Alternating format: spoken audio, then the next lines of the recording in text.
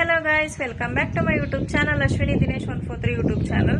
So winter ಅಂದ್ರೇನೆ skin ತುಂಬಾ dull ಆಗಿ ಹೋಗಿರುತ್ತೆ, ಹಾಗೇನೆ ಒಂದು ಶೈನಿಂಗ್ ಅನ್ನೋದು ಇರೋದಿಲ್ಲ ಸ್ಕಿನ್ ಅಲ್ಲಿ. ಅದಕ್ಕೋಸ್ಕರ ಇವತ್ತೊಂದು ಸೂಪರ್ ಆಗಿರೋ ಹೋಮ್ ರೆಮಿಡಿನ ಟ್ರೈ ಮಾಡ್ತಾ ಇದ್ದೀನಿ.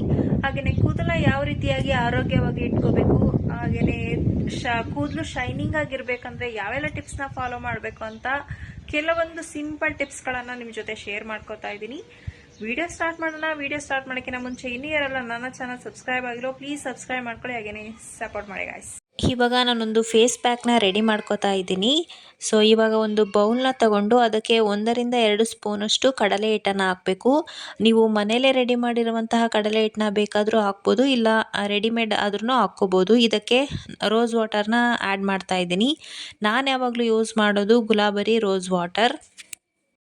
ಗುಲಾಬರಿ ರೋಸ್ ವಾಟರ್ನ ಸ್ವಲ್ಪ ಹಾಕ್ಕೊಂಡ್ಬಿಟ್ಟು ಇದನ್ನು ಸ್ವಲ್ಪ ಮಿಕ್ಸ್ ಮಾಡ್ಕೋಬೇಕು. ಮಿಕ್ಸ್ ಮಾಡ್ಕೊಂಡಾದ್ಮೇಲೆ ಇದಕ್ಕೆ ಸ್ವಲ್ಪ ನೀರನ್ನು ಸೇರಿಸ್ಕೋಬೇಕು. ಚೆನ್ನಾಗಿ ಮಿಕ್ಸ್ ಮಾಡಿ ಪೇಸ್ಟ್ನ ರೆಡಿ ಮಾಡ್ಕೋಬೇಕು. ಚಳಿಗಾಲದಲ್ಲಿ ಕಡಲೆ ಹಿಟ್ಟಿನ ಫೇಸ್ ಪ್ಯಾಕ್ ಮಾಡಲು ಕಡಲೆ ಹಿಟ್ಟಿಗೆ ಮೊಸರು ಅಥವಾ ಅರಿಶಿಣ ಅಥವಾ ಹಾಲನ್ನು ಕೂಡ ನೀವು ಮಿಶ್ರಣ ಮಾಡ್ಕೋಬೋದು. ಇದನ್ನು ಮುಖಕ್ಕೆ ಹಚ್ಚಿ ಒಂದು 15 to 30 ಮಿನಿಟ್ಸ್ ಬಿಟ್ಟು ನೀವು ಉಗುರು ಬೆಚ್ಚಗಿನ ನೀರಲ್ಲಿ ಮುಖನ ತೊಳಿಬೇಕು. ಇದರಿಂದ ಚರ್ಮ ಮೃದುವಾಗುತ್ತೆ ಮತ್ತು ತೇವವಾಗಿಡಲು ಇದು ಹೆಲ್ಪ್ ಮಾಡುತ್ತೆ. ಹಾಗೆಯೇ ಸತ್ತ ಚರ್ಮದ ಕೋಶಗಳನ್ನು ತೆಗೆದುಹಾಕಲು ಕೂಡ ಇದು ಹೆಲ್ಪ್ ಮಾಡುತ್ತೆ. ಸೊ ನೋಡಿ, ಈ ಥರ ಕ್ಲೀನಾಗಿ ನೀಟಾಗಿ ಮುಖಕ್ಕೆ ಅಪ್ಲೈ ಮಾಡಬೇಕು. ಸ್ವಲ್ಪ ಲೈಟಾಗಿ ನೀವು ಮುಖ ಫುಲ್ ಮಸಾಜನ್ನ ಕೊಡಬೇಕು. ಇದನ್ನು ಕತ್ತಿಗೆ ಅಥವಾ ಕಿವಿಗೆ ಅಪ್ಲೈ ಮಾಡ್ಕೋಬೋದು. ಇದು ಚರ್ಮದ ಹೊಳಪನ್ನು ಹೆಚ್ಚಿಸುತ್ತೆ. ಈ ಥರ ಕ್ಲೀನಾಗಿ ಫೇಸ್ ಫುಲ್ ಅಪ್ಲೈ ಮಾಡಬೇಕು. ನೀವು ನಾನು ರೆಡಿ ಮಾಡಿದ್ನಲ್ಲ ಕಡಲೆ ಹಿಟ್ಟು, ರೋಸ್ ವಾಟರ್, ಸ್ವಲ್ಪ ನೀರನ್ನು ಮಿಕ್ಸ್ ಮಾಡಿಕೊಂಡು ಕೂಡ ರೆಡಿ ಮಾಡ್ಕೋಬೋದು. ಇಲ್ಲ ಅಂತಂದರೆ ಕಡಲೆ ಹಿಟ್ಟಿಗೆ ಸ್ವಲ್ಪ ಅರಿಶಿಣ, 1 ಸ್ಪೂನಷ್ಟು ಮೊಸರನ್ನು ಕೂಡ ನೀವು ಮಿಕ್ಸ್ ಮಾಡಿಕೊಂಡು ಪೇಸ್ಟ್ನ ರೆಡಿ ಮಾಡ್ಕೋಬೋದು, ಅಥವಾ ಹಾಲನ್ನು ಕೂಡ ಹಾಕ್ಕೋಬೋದು. ನೋಡಿ, ಇವಾಗ ನಾನು 30 ಮಿನಿಟ್ಸ್ ಬಿಟ್ಟು ಫೇಸ್ ವಾಶ್ ಮಾಡಿದ್ದೀನಿ. ಮುಖ ಫುಲ್ ಗ್ಲೋಯಿಂಗ್ ಅನ್ನಿಸ್ತಾ ಇದೆ, ತುಂಬಾ ಮೃದುವಾಗಿದೆ, ರಿಸಲ್ಟ್ ಸೂಪರ್ ಆಗಿದೆ. ಕಡಲೆ ಹಿಟ್ಟಿನಲ್ಲಿ ಹೆಚ್ಚಿನ ಮಟ್ಟದ ಫೈಬರ್, ಪ್ರೋಟೀನ್ ಹೊಂದಿದೆ. ತ್ವಚೆ ಹಾಗೂ ದೇಹಕ್ಕೆ ಎಕ್ಸ್ಫೋಲಿಯೇಟ್ ಆಗಿ ಕಾರ್ಯನಿರ್ವಹಿಸುತ್ತೆ. ಹಾಗೆಯೇ ಮುಖ್ಯವಾಗಿ ಆರೋಗ್ಯ, ಚರ್ಮ, ಕೂದಲಿನ ಆರೈಕೆಗೂ ಕಡಲೆ ಹಿಟ್ಟು ತುಂಬಾ ಒಳ್ಳೆಯದು. ತುಂಬ ಜನಕ್ಕೆ ಪಿಂಪಲ್ ಅನ್ನೋದು ಮೇಯ್ನ್ ಪ್ರಾಬ್ಲಮ್ ಆಗಿರುತ್ತೆ. ಸೊ ಅಂಥವರು, ನಿರಂತರವಾಗಿ ಚರ್ಮದ ಸಮಸ್ಯೆ ಇದ್ದವರು, ಸ್ಕಿನ್ ಪ್ರಾಬ್ಲಮ್ ಇರೋರು, ಸೊ ಅಂಥವರು ಕಡಲೆ ಹಿಟ್ಟನ್ನು ಯೂಸ್ ಮಾಡೋದ್ರಿಂದ ಚರ್ಮದ ಹೊಳಪನ್ನು ಹೆಚ್ಚಿಸುವುದಲ್ಲದೆ ಚರ್ಮದ ಸಮಸ್ಯೆಗಳಿಗೂ ಕೂಡ ಪರಿಹಾರ ನೀಡುತ್ತೆ. ಇದರಲ್ಲಿರುವ ಪೋಷಕಾಂಶಗಳು ಪಿಂಪಲ್ಸ್ ಕಡಿಮೆ ಮಾಡೋದಕ್ಕೆ ಹೆಲ್ಪ್ ಮಾಡುತ್ತೆ. ಇದರಿಂದ ಯಾವುದೇ ರೀತಿಯ ಸೈಡ್ ಎಫೆಕ್ಟ್ಸ್ ಇರೋದಿಲ್ಲ.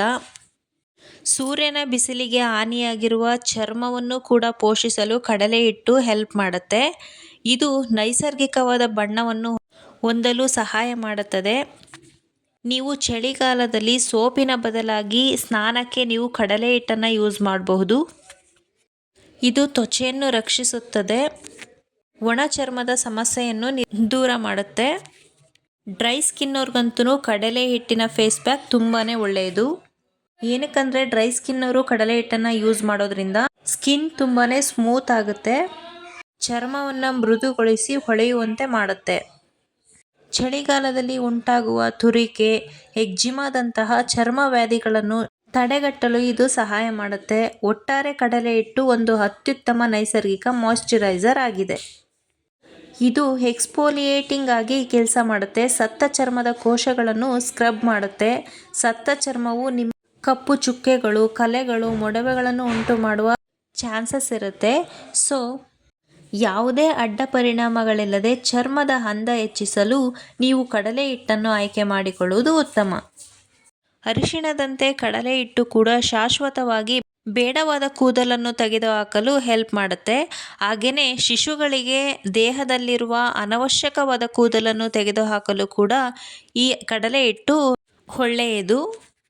ಸೊ ಕಡಲೆ ಹಿಟ್ಟು ಚರ್ಮದ ಕಾಂತಿಯನ್ನು ಹೆಚ್ಚಿಸಲು ಹಾಗೆಯೇ ಚರ್ಮದ ಆರೋಗ್ಯವನ್ನು ಕಾಪಾಡುವಲ್ಲಿ ಪ್ರಮುಖ ಪಾತ್ರವನ್ನು ವಹಿಸಿದೆ. ನೆಕ್ಸ್ಟ್, ಕೂದಲು ನಮ್ಮ ಸೌಂದರ್ಯವನ್ನು ಹೆಚ್ಚಿಸುವಲ್ಲಿ ಪ್ರಮುಖ ಪಾತ್ರ ವಹಿಸಿದೆ. ಸೊ ಕೂದಲು ಸುಂದರವಾಗಿತ್ತು ಅಂದರೆ ನಾವು ಕೂಡ ಸುಂದರವಾಗಿ ಕಾಣಿಸ್ತೀವಿ. ಸೊ ಸೌಂದರ್ಯ ಹೆಚ್ಚಿಸುವಲ್ಲಿ ಕೂದಲ ಆರೈಕೆಯೂ ಕೂಡ ತುಂಬಾ ಮುಖ್ಯ. ಸೊ ಕೂದಲನ್ನ ಯಾವ ರೀತಿ ಕೇರ್ ಮಾಡಬೇಕು ಅನ್ನುವಂಥ ಕೆಲವೊಂದು ಟಿಪ್ಸ್ಗಳನ್ನು ನಿಮ್ಮ ಜೊತೆ ಶೇರ್ ಮಾಡ್ಕೋತಾ ಇದ್ದೀನಿ. ಅವು ಯಾವುವು ಅಂತ ನೋಡೋಣ ಬನ್ನಿ. ಫಸ್ಟ್, ತಲೆಗೆ ಎಣ್ಣೆ ಹಚ್ಚೋದು. ವಾರಕ್ಕೆ 2 ಅಥವಾ 3 ಬಾರಿಯಾದರೂ ಉಗುರ ಬೆಚ್ಚಗಿನ ಎಣ್ಣೆಯನ್ನು ಚೆನ್ನಾಗಿ ಕೂದಲಿಗೆ ಮಸಾಜ್ ಮಾಡಬೇಕು. ಇದರಿಂದ ಕೂದಲು ಉದುರುವುದು ಕೂಡ ಕಡಿಮೆ ಆಗುತ್ತೆ, ಹಾಗೆಯೇ ಕೂದಲು ಕೂಡ ದಟ್ಟವಾಗಿ ಬೆಳೆಯುತ್ತೆ. ನೀವು ಡೈಲಿ ಎಣ್ಣೆ ಹಚ್ಚಲಿಲ್ಲ ಅಂದ್ರೂ ಅಟ್ಲೀಸ್ಟ್ ವಾರಕ್ಕೆ 2 or 3 ಟೈಮ್ಸ್ ಎಣ್ಣೆ ಹಚ್ಚೋದ್ರಿಂದ ರಕ್ತ ಸಂಚಾರ ಸುಧಾರಿಸುತ್ತೆ, ಹಾಗೆಯೇ ಕೂದಲಿನ ಬೆಳವಣಿಗೆಯನ್ನು ಕೂಡ ಹೆಚ್ಚಿಸುತ್ತೆ. ಕೂದಲಿಗೆ ಎಣ್ಣೆಯನ್ನು ಹಾಗೇ ಹಚ್ಚದೆ ಸ್ವಲ್ಪ ಉಗುರು ಬೆಚ್ಚಗಿರುವಂತಹ ಎಣ್ಣೆಯನ್ನು ಹಚ್ಚೋದ್ರಿಂದ ತುಂಬಾ ಒಳ್ಳೆಯದು. ಸುಂದರವಾಗಿ ಕಾಣಿಸ್ಬೇಕು ಅಂದರೆ ಕೂದಲು ಕೂಡ ಕಾರಣ. ನಾವು ಕೂದಲನ್ನ ಎಷ್ಟು ಕೇರ್ ಮಾಡ್ತೀವೋ ಅಷ್ಟು ನಮ್ಮ ಕೂದಲು ಆರೋಗ್ಯವಾಗಿರುತ್ತೆ. ಸೊ ಕೂದಲಿನ ಆರೈಕೆಗೆ ಎಣ್ಣೆ ಹಚ್ಚೋದು ತುಂಬಾ ಮುಖ್ಯ. ಕೂದಲಿಗೆ ನೀವು ಸರಿಯಾಗಿ ಎಣ್ಣೆ ಹಚ್ಚೋದ್ರಿಂದ ಕೂದಲಿನ ಅನೇಕ ಸಮಸ್ಯೆಗಳು ದೂರ ಆಗುತ್ತೆ. ನೆಕ್ಸ್ಟ್, ತಲೆ ಸ್ನಾನ. ಅತಿಯಾಗಿ ತಲೆ ಸ್ನಾನ ಮಾಡುವುದರಿಂದ ನೆತ್ತಿಯ ನೈಸರ್ಗಿಕ ಎಣ್ಣೆಯ ಅಂಶಗಳು ಕಡಿಮೆಯಾಗಿ ಶುಷ್ಕತೆ ಹೆಚ್ಚಾಗುತ್ತೆ. ಸೊ ವಾರಕ್ಕೆ 2 ಬಾರಿ ತಲೆ ಸ್ನಾನ ಮಾಡೋದು ತುಂಬಾ ಒಳ್ಳೆಯದು. ಹಾಗೆಯೇ ತುಂಬಾ ಹಾರ್ಶ್ ಇರುವಂತಹ ಶಾಂಪುಗಳನ್ನು ಯೂಸ್ ಮಾಡೋ ಬದಲು ಸ್ಮೂತ್ ಆಗಿರೋ ಶಾಂಪುಗಳನ್ನು ಯೂಸ್ ಮಾಡೋದು ಒಳ್ಳೆಯದು. ನೆಕ್ಸ್ಟ್, ಆರೋಗ್ಯಕರ ಆಹಾರ. ಪೋಷಕಾಂಶಗಳಿಂದ ಸಮೃದ್ಧವಾದ ಆಹಾರವನ್ನು ಸೇವಿಸುವುದರಿಂದ ಕೂದಲ ಆರೋಗ್ಯಕ್ಕೆ ತುಂಬಾ ಒಳ್ಳೆಯದು. ಬಯೋಟಿನ್, ವಿಟಮಿನ್ ಡಿ ಮತ್ತು ಒಮೆಗಾ 3 ಕೊಬ್ಬಿನಾಮ್ಲಗಳು ಸಹ ಕೂದಲಿನ ಆರೋಗ್ಯ ಕಾಪಾಡುವಲ್ಲಿ ಪ್ರಮುಖ ಪಾತ್ರವನ್ನು ವಹಿಸಿವೆ. ಸೊ ಹೆಲ್ದಿ ಫುಡ್ ತಿನ್ನೋದು ಕೂಡ ಕೂದಲಿನ ಆರೋಗ್ಯಕ್ಕೆ ತುಂಬಾ ಒಳ್ಳೆಯದು. ಹೆಚ್ಚು ಪ್ರೋಟೀನ್ ಯುಕ್ತ ಆಹಾರವನ್ನು ಸೇವಿಸುವುದರಿಂದ ನಮ್ಮ ಕೂದಲಿನ ಆರೋಗ್ಯವನ್ನು ನಾವು ಕಾಪಾಡ್ಕೋಬೋದು. ನೆಕ್ಸ್ಟ್, ಒದ್ದೆ ಕೂದಲನ್ನ ಬಾಚಬಾರ್ದು. ಅಂದರೆ ತಲೆ ಸ್ನಾನ ಮಾಡಿದ ತಕ್ಷಣ ಯಾವತ್ತೂ ಕೂಡ ಒದ್ದೆ ಆಗಿರುವಂತಹ ಕೂದಲನ್ನ ಬಾಚಬೇಡಿ. ಇದರಿಂದ ಕೂದಲು ಉದುರೋ ಚಾನ್ಸಸ್ ತುಂಬಾ ಇರುತ್ತೆ. ಕೂದಲು ಬೇಗನೆ ಹಾನಿಗೊಳಗಾಗುತ್ತೆ. ಅದರಿಂದ ಕೂದಲು ಸಂಪೂರ್ಣವಾಗಿ ಒಣಗಿದ ನಂತರವೇ ಬಾಚಬೇಕು. ಇದರಿಂದ ಕೂದಲು ಉದುರೋದನ್ನ ತಡಿಬಹುದು. ನೆಕ್ಸ್ಟ್, ಅತಿಯಾದ ಶಾಖದಿಂದ ದೂರ ಇರೋದು. ಅಂದರೆ ನಾವು ಏರ್ ಸ್ಟೈಲ್ಸ್ ಮಾಡೋದಕ್ಕೋಸ್ಕರ ಏರ್ ಸ್ಟ್ರೈಟ್ನಿಂಗ್ ಮತ್ತು ಏರ್ ಕರ್ಲಿಂಗ್ ಮತ್ತು ಕೂದಲನ್ನ ಒಣಗಿಸೋದಕ್ಕೆ ಏರ್ ಡ್ರೈನ ಯೂಸ್ ಮಾಡ್ತಾ ಇರ್ತೇವೆ.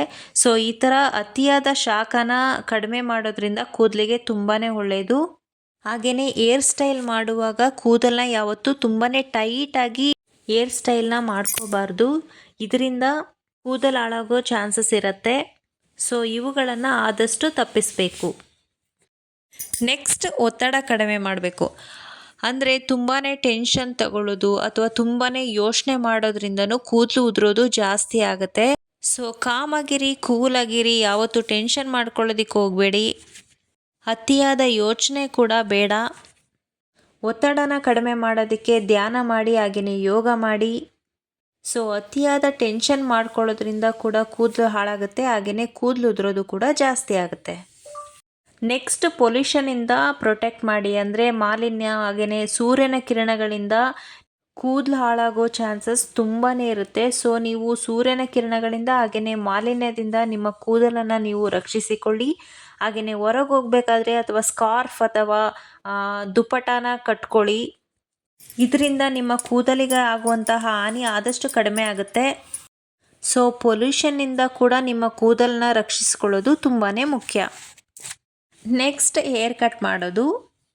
ಅಂದರೆ ಅಟ್ಲೀಸ್ಟ್ 2 ತಿಂಗಳಿಗೊಮ್ಮೆ ಆದ್ರೂ ನಿಮ್ಮ ಕೂದಲನ್ನ ನೀವು ಸ್ವಲ್ಪ ಕಟ್ ಮಾಡ್ಕೋಬೇಕು.